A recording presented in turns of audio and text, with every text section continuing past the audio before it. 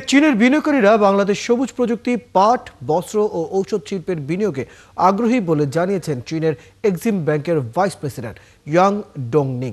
বৃহস্পতিবার রাষ্ট্রীয় অতিথি ভবন যমুনার প্রধান উপদেষ্টার সঙ্গে বৈঠকে এই মন্তব্য করেন তিনি বলেন, চীন দীর্ঘদিন ধরে বাংলাদেশের বৃহৎ অবকাঠামো প্রকল্পে বিনিয়োগ করছে, তবে এখন তাদের বিনিয়োগকারীরা ক্রমেই মনোযোগ দিচ্ছেন গুরুত্বপূর্ণ উৎপাদনশীল খাতে, যার মধ্যে রয়েছে ছাদে সোলার প্যানেল স্থাপন এবং বাংলাদেশে পাটে বৃহৎ বিনিয়োগ, বিশেষ করে জ্বালানি, জৈব সার ও প্লাস্টিকের বিকল্প উৎপাদনের ক্ষেত্রে। তিনি যোগ করেন, চীনা প্রতিষ্ঠানগুলো এবং এক্সিম ব্যাংক এর আগে বাংলাদেশে বড় অবকাঠামো প্রকল্পে অর্থায়ন করেছে। তারা এখন এসব প্রত্যক্ষ উৎপাদনে শিল্পেও বিনিয়োগে আগ্রহী। আরেক কর্মকর্তা ডক্টর মাহজুং বলেন, চীন কোম্পানিগুলো 1 মিলিয়ন টন পর্যন্ত পাট ব্যবহার করে সবুজ জ্বালানি, সার ও প্লাস্টিকের কার্যকর বিকল্প উৎপাদনে প্রস্তুত। এ সময় বাংলাদেশের উৎপাদন শিল্পে চীনের আগ্রহকে স্বাগত জানান প্রধান উপদেষ্টা ডক্টর মোহাম্মদ ইউনূস।